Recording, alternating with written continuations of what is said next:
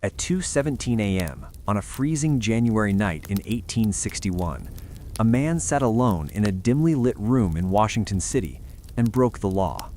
Not loudly, not dramatically, no witnesses, no applause, just a pen, trembling fingers, and a decision that, if discovered, could have ended the United States before it officially began to tear itself apart. The letter he was writing would never be announced, it would never be debated in Congress, it would never be archived under his name. And yet, that letter would quietly decide whether America survived the next 4 years, or fractured into something unrecognizable. Most Americans have never heard of him. That was intentional. America, January 1861. The illusion of unity was already dead. 7 states had seceded. Federal forts were surrounded. The army barely existed. The Constitution, once sacred, was being interpreted like a loophole-ridden contract. And Abraham Lincoln? He wasn't even president yet. The nation was drifting without a legal captain. James Buchanan, the sitting president, believed the Constitution gave him no authority to stop secession. Lincoln believed something far more dangerous, that the Constitution was useless if followed perfectly. That belief would soon force men like the one writing this letter to act in the shadows. The man without a name, on purpose. He was not elected, he was not famous, he never commanded troops. He worked inside the War Department, but not officially. On paper, his role didn't exist. In reality, he was a logistical fixer, a legal ghost, a man used when the law itself became an obstacle. And tonight, he was about to authorize something no civilian had the right to authorize: the quiet movement of federal weapons without congressional approval. The problem no one could admit. The United States Army in 1861 was a joke, fewer than 16,000 soldiers, spread across a continent. Most officers were Southern, and many would defect. Meanwhile, Southern militias were seizing federal arsenals, custom houses, ports, gold reserves. Legally, the federal government couldn't act. Politically, acting would provoke war. Doing nothing would guarantee collapse. So America chose a fourth option: silence. The illegal solution. Between January and March 1861, more than 115,000 rifles were quietly relocated. No public orders, no headlines, no paper trail tied to Lincoln. They moved from northern arsenals to loyal border states, to rail depots under false inventories. Officially, these weapons did not exist. Unofficially, they would arm the Union when war began. The letter written at 2:17 a.m. authorized the final transfer. If discovered, it would have proven the federal government violated its own laws before the Civil War even started. Why you were never taught this? Because it breaks the mythology. Americans are taught the Constitution saved the Union, the law prevailed, institutions held. The truth is uglier. The Union survived because people chose which laws to ignore. And that pattern would repeat, again and again and again. A pattern is born. This wasn't an exception, it was a template. Over the next 100 years, the United States would arrest citizens without warrants, suspend constitutional rights, spy on its own people, lie publicly to buy time, break international law, quietly. Each time justified by the same logic: if we don't do this, the country ends. Sometimes they were right. Sometimes the cure was worse than the disease. The first quiet arrests. Before Fort Sumter, before Lincoln's inauguration, Maryland, still officially in the Union, was on the brink of joining the Confederacy. If Maryland left, Washington, D.C. would be surrounded by enemy territory. So, federal agents did something unthinkable. They arrested state legislators. No charges, no trials, just midnight detentions. Lincoln later admitted it was unconstitutional. He also said this: "Are all the laws but one to go unexecuted and the government itself go to pieces?" That sentence would define American power forever. The American paradox begins here. From this moment on, the United States would live in contradiction, a nation of laws that survives by breaking them, a democracy that occasionally ignores voters, a free country that sometimes chooses control. And it all started before the war even began. What comes next?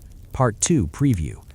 In the next part, we will uncover the secret army Lincoln built that technically didn't exist, the generals who were spies before spies were legal, how emancipation was first used as a military weapon, not a moral one, and the moment America realized it could rewrite reality as long as it won. In April 1861, the United States went to war. Officially, it had almost no army. Unofficially, it already had one, and almost everything about it was illegal. On April 12th, Confederate artillery opened fire on Fort Sumter.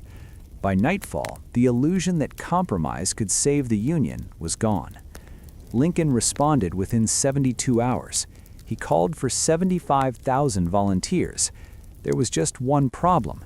The Constitution gave him no clear authority to do that. Congress was not in session. The War Department was barely functional. The Army's officer corps was collapsing from within. And yet, orders went out anyway. No vote, no declaration, no legal framework. The United States began raising an army that technically had no lawful existence. The founding lie of the Union Army. Americans are taught that the Union Army rose heroically to preserve the nation. They are not taught how it rose. In April and May of 1861, governors recruited troops before federal authorization. Officers were commissioned retroactively. Contracts were signed without appropriations. Weapons were issued without inventories. In several states, entire regiments existed before Congress legalized their existence. Lincoln knew this. He allowed it, because waiting for legality meant losing the war before it started. The quiet collapse inside the Army. By the summer of 1861, more than 300 U.S. Army officers had resigned to join the Confederacy. This wasn't treason in the modern sense. At the time, many officers believed loyalty to their state came before loyalty to the federal government. Some of the Union's best-trained leaders vanished overnight. West Point graduates, artillery experts, logistics planners, gone. The War Department responded by doing something unprecedented. They promoted civilians, men with no military training, no command experience, political connections instead of credentials. The Union Army became a massive experiment, and experiments fail fast or catastrophically. Bull Run, the disaster that taught America to lie. The first Battle of Bull Run was not meant to be a real battle. It was meant to be a demonstration. Washington elites brought picnic baskets. Newspapers promised a quick victory. Politicians stood on hills to watch. Then the army collapsed. Union troops fled in panic. Civilians ran with them. The road back to Washington turned into chaos.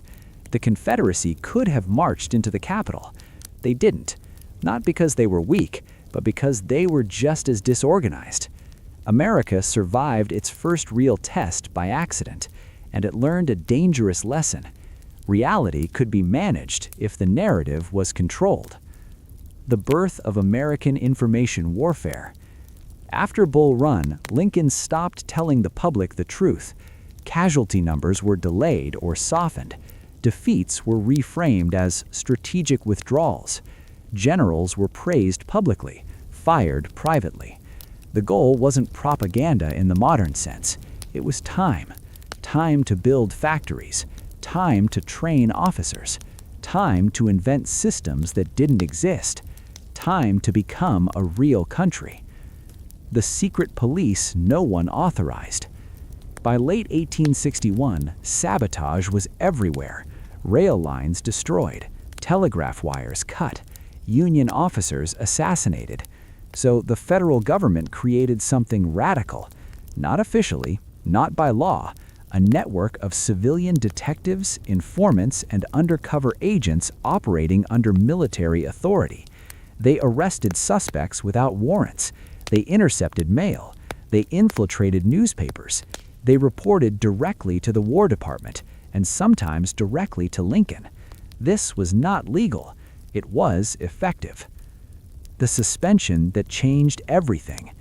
In September 1862, Lincoln suspended habeas corpus nationwide. This meant citizens could be detained without trial. Courts could be bypassed. Military authority overrode civil law. The Constitution allowed this only in cases of rebellion, but Congress still had not fully approved it. Lincoln acted first. Later, the Supreme Court would quietly accept it. A precedent was set. In emergencies, the president could stretch the Constitution until it screamed. That precedent never went away. Emancipation, a weapon before a moral victory. The Emancipation Proclamation is remembered as a moral turning point. It was also a military tactic. Lincoln did not free all enslaved people. He freed those in enemy territory where he had no enforcement power. Why? Because it undermined Southern labor, encouraged enslaved people to flee, prevented European nations from supporting the Confederacy.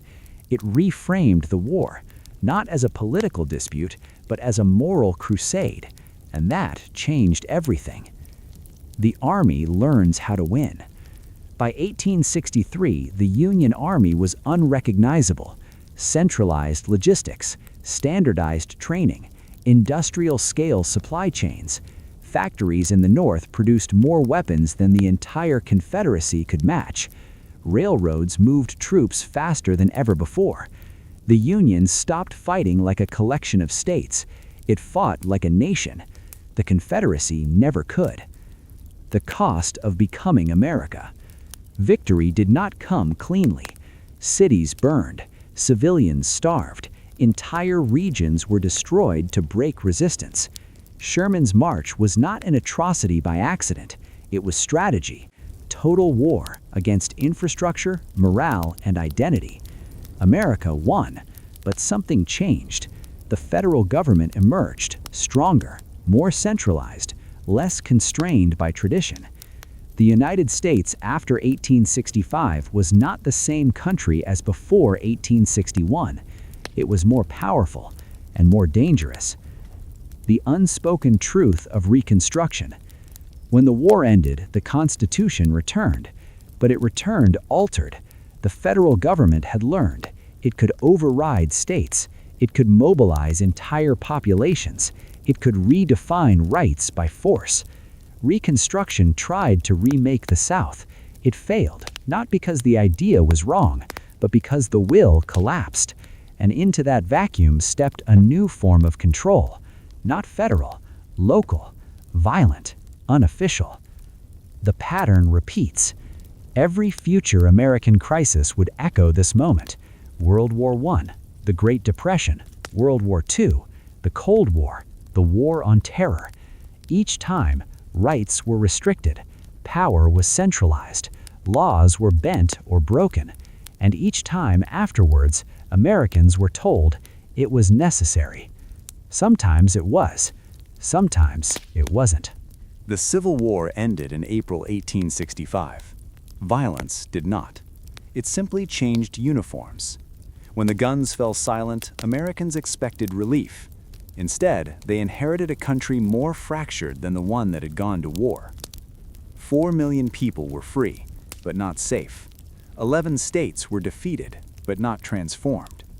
And a federal government that had learned how to dominate now faced a question it had never answered before. What happens when power wins, but justice does not follow? The day the war officially ended and something worse began. 5 days after Lee surrendered at Appomattox, Abraham Lincoln was shot. The timing mattered. Lincoln had planned a slow, fragile reconstruction, one that balanced punishment with reconciliation. His death erased that plan in a single moment. Andrew Johnson, his successor, believed something dangerous, that the South could be forgiven without being changed. Reconstruction, a revolution without protection. Congress tried to do the impossible. They passed amendments that abolished slavery, defined citizenship, promised equal protection. On paper, it was one of the most radical democratic transformations in human history. In reality, the federal government refused to fully enforce it. Black men voted, black men held office, black communities built schools and businesses. And then, quietly, local power reorganized. The rise of unofficial terror. The Ku Klux Klan did not begin as a hate group. It began as a vigilante enforcement mechanism. Former Confederate officers, local elites, sheriffs and judges who looked the other way. They used night rides, beatings, lynchings, public executions, not randomly, but strategically. Teachers, preachers, local leaders, anyone who represented the future. The federal government knew. This is the part history often softens. Washington knew exactly what was happening. Federal agents reported it, army officers witnessed it, newspapers described it. And for a brief moment, the government acted. The first war on terror, no one calls it that. In the early 1870s, the United States deployed federal troops inside its own states. They arrested Klansmen, they shut down terror cells, they enforced civil rights at gunpoint. It worked. For a while. Then political will collapsed. Northern voters were tired, Southern resistance was relentless, economic panic shifted priorities, and in 1877, the federal government made a deal. The deal that shaped the next century. To resolve a disputed presidential election, federal troops were withdrawn from the South. Reconstruction ended not with a vote, but with exhaustion. What followed was not peace, it was control without federal oversight. Jim Crow, law as a weapon. Southern states rewrote their legal systems. They didn't reintroduce slavery. They introduced something more efficient. Literacy tests, poll taxes, vagrancy laws, convict leasing. The law itself became the tool. People were arrested for existing, then leased to private companies, then worked to death. All legal, all constitutional according to local courts. America looked away. Northern industries benefited, Southern elites stabilized power, the federal government claimed neutrality. The nation moved on. And a dangerous idea settled into American life, that injustice could be localized and therefore ignored. The myth of national innocence. For decades, America told itself a story, that slavery was the problem and it had been solved, that racism was a Southern flaw, not a national one, that democracy worked even if it didn't work everywhere. This myth allowed America to expand, industrialize, and rise globally without resolving its internal contradiction. Power learns to decentralize. The federal government had learned something critical. It didn't need to directly control everything. It only needed to allow certain systems to operate unchecked. Violence didn't have to be official. Control didn't have to be centralized. Oppression could be outsourced. This model would repeat again and again. The pattern expands beyond race. By the late 1800s, the same logic applied to labor movements, immigrant communities, political dissidents, private security forces, company police, state militias, used not to protect democracy, but to manage it. America enters the industrial age, unprepared. As factories rose, inequality exploded. Child labor, unsafe conditions, starvation wages.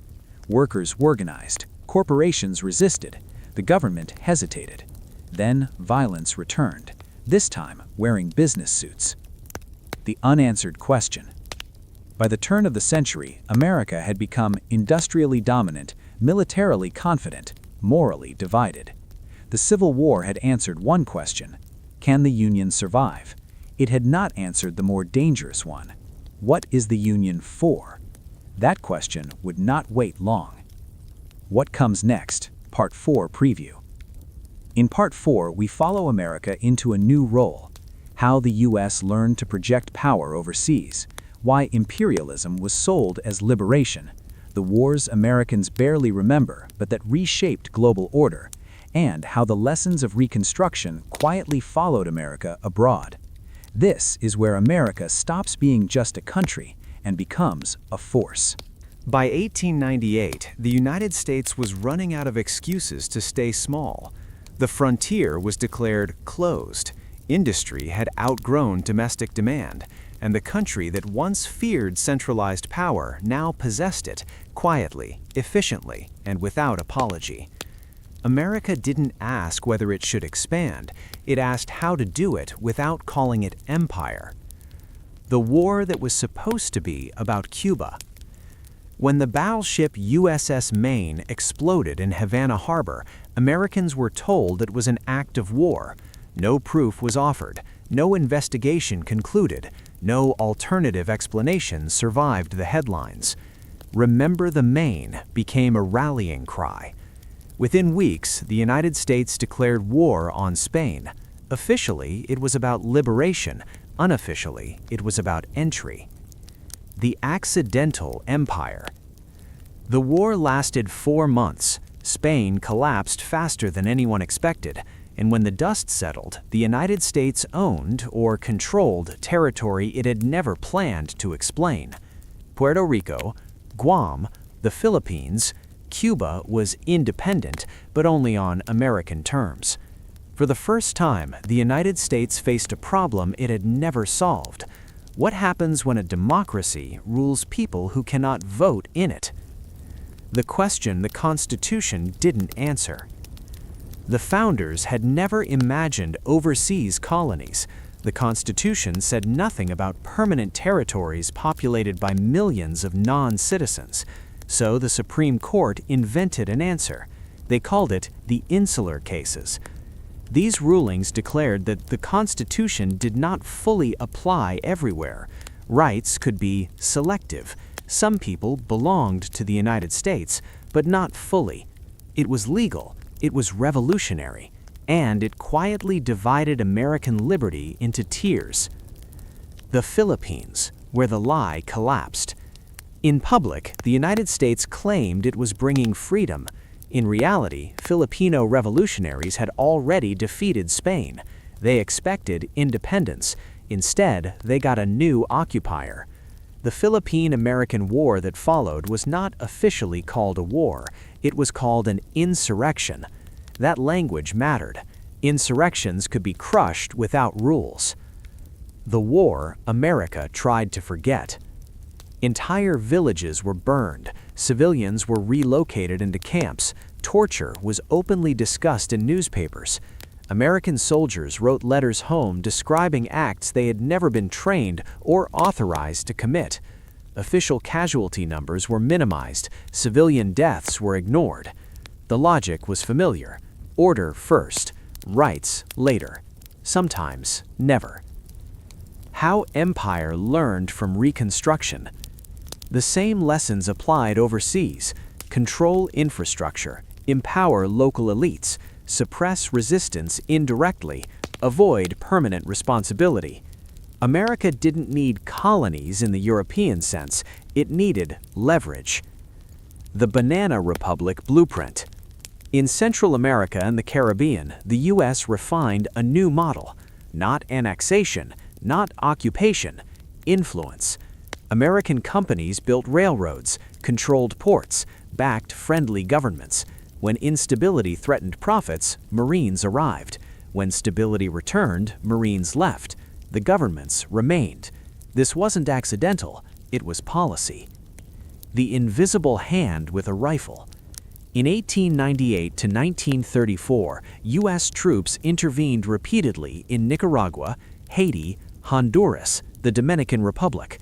Officially to restore order, unofficially to protect investments. Local constitutions were rewritten, police forces were trained, resistance leaders disappeared. America wasn't exporting democracy, it was exporting control systems. The domestic echo. What America practiced abroad did not stay abroad. Surveillance techniques, counterinsurgency strategies, propaganda methods, they returned home, rebranded. Labor strikes were broken by force, protesters were labeled radicals, immigrants were treated as threats. The logic was consistent: stability justified suppression. World War I. Entering late, learning fast. When Europe exploded into war, the United States waited, not out of neutrality, but calculation. When it finally entered, it did so with industrial power unmatched by any nation on Earth. And it discovered something critical: war accelerated control. The first modern security state. During World War I, the U.S. government criminalized dissent, censored the press, arrested thousands without trial, all legal, all temporary, except temporary measures rarely disappear completely. After the war, the structures remained, they just went dormant. The Red Scare, fear as policy. When the war ended, fear filled the vacuum: fear of communism, fear of immigrants, fear of change. The government raided homes, deported citizens, destroyed political movements. Due process was optional, evidence was flexible, the public approved. Security felt better than liberty again. America becomes a system, not just a nation. By the 1920s, the United States was no longer improvising power, it was managing it, economically, militarily, ideologically. And then, everything collapsed. The Great Depression, when control failed. Markets crashed, banks closed, millions starved. The invisible hand had failed, and suddenly Americans demanded what they had always feared: central authority. The New Deal's quiet revolution. Franklin Roosevelt did not overthrow capitalism, he stabilized it by expanding federal power beyond anything previously accepted. Regulation, social programs, massive public spending. Critics called it socialism, supporters called it survival. The Supreme Court resisted, then surrendered. The balance of power permanently shifted. The state becomes the backstop. After the New Deal, Americans expected something new, that the government would intervene when systems failed. This expectation would define the modern era, and it would be tested sooner than anyone expected. By 1941, the United States had learned how to survive crises. What it had not learned was how to let go of emergency power once the crisis ended. That lesson would come too late. The illusion of distance. Americans believed two oceans made them untouchable. Europe burned, Asia collapsed, but the United States watched from a distance that felt permanent. Factories supplied weapons, banks financed allies, soldiers stayed home. Officially, America was neutral. In reality, it was already at war, economically. Pearl Harbor was a shock. The response was a transformation. December 7, 1941 didn't just change policy, it erased hesitation. Within hours, Congress declared war, executive power expanded instantly, civil liberties became negotiable. There was no debate, there was no time. The nation demanded action, and the government delivered it at scale never seen before.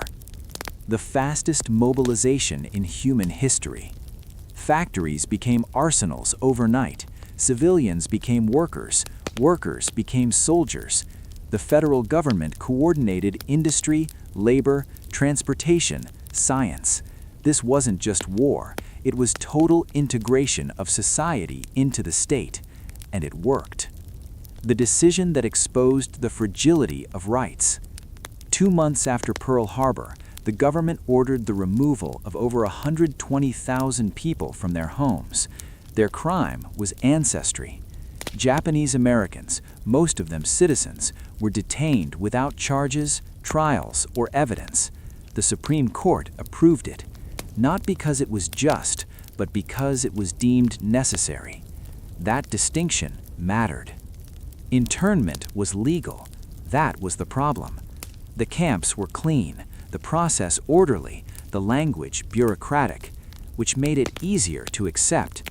This was not mob violence, this was administrative power, and it proved something unsettling. Rights could disappear politely. Science enters the war and never leaves. As the war intensified, the government faced a terrifying possibility. that someone else might build a weapon capable of ending civilization first. So it authorized something unprecedented: unlimited funding, no oversight, absolute secrecy. The Manhattan Project.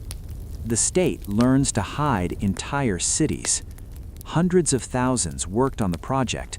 Almost none knew what they were building. Entire towns existed on maps that didn't exist.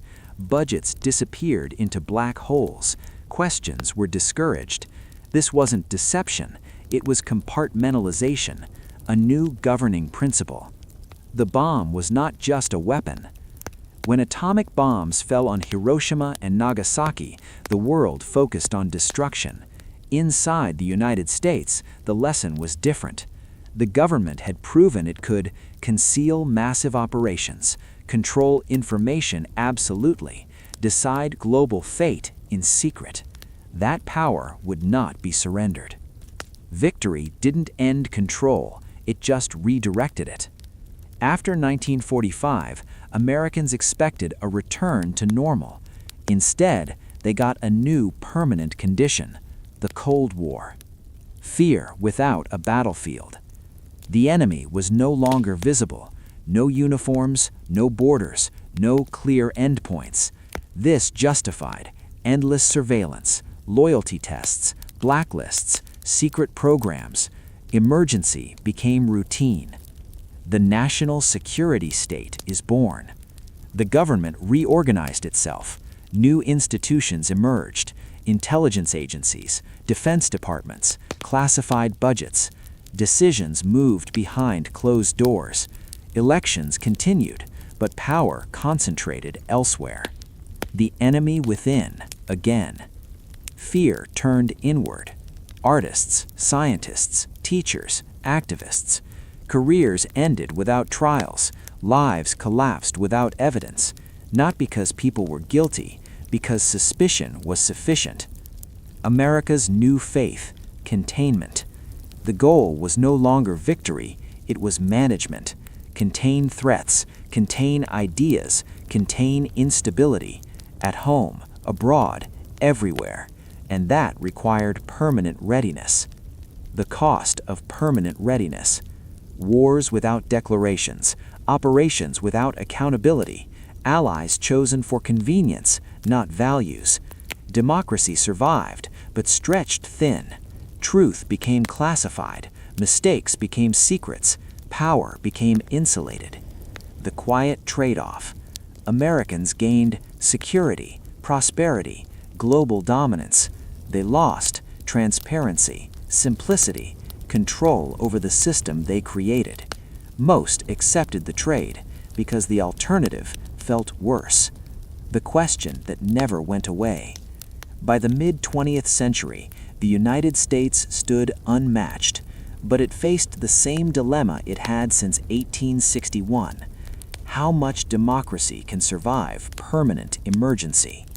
That question would explode in the decades to come.